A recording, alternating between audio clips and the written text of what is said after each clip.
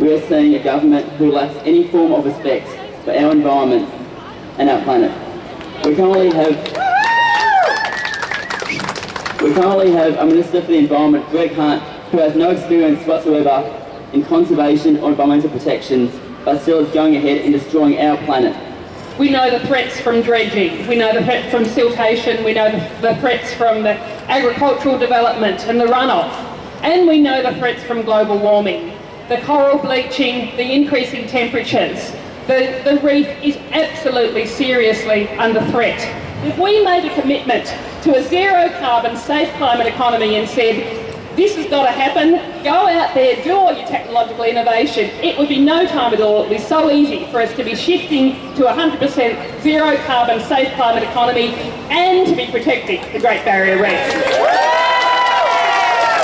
That's our task, is to transform the concern that we know is out there in the environment into votes.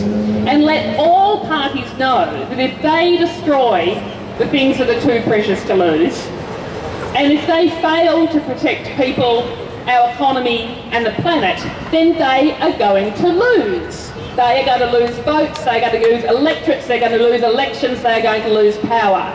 That's what we've got to make a reality. We've got to make our democracy work for us.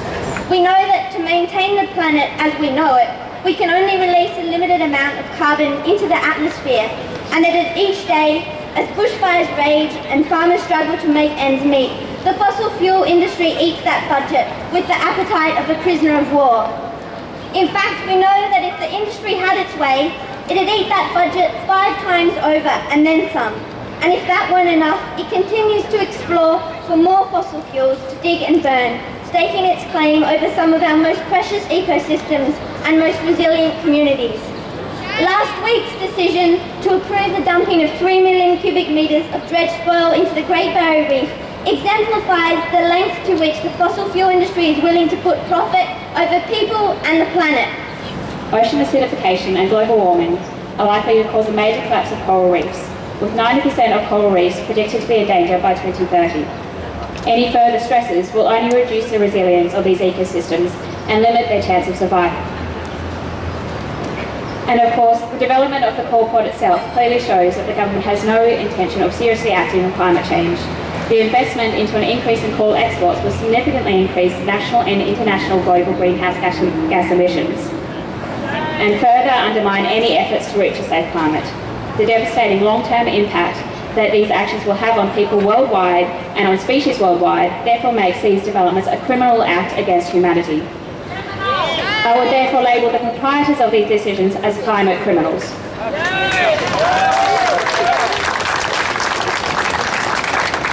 The oceans are dying in our time, and if the oceans die, we die. We cannot live on this planet with a dead ocean. And that is something that through my time at sea I know to be true. I have witnessed firsthand the impacts of overfishing, of poaching, pollution, shark finning, shark culling, and honestly idiot politicians thinking that it's acceptable to do horrible things like dredge our reef and damage our incredible marine ecosystems. So we need to stand up, we need to say that as a country we are not going to let this happen to our reef, we are not going to stand by and let the government do this to our ecosystems.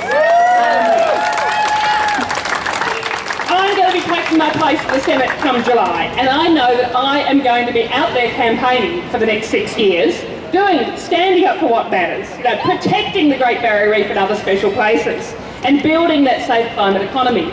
But I need your support so that in 2.5 years we get rid of Tony Abbott and we're electing a government that's committed to caring and committed to action.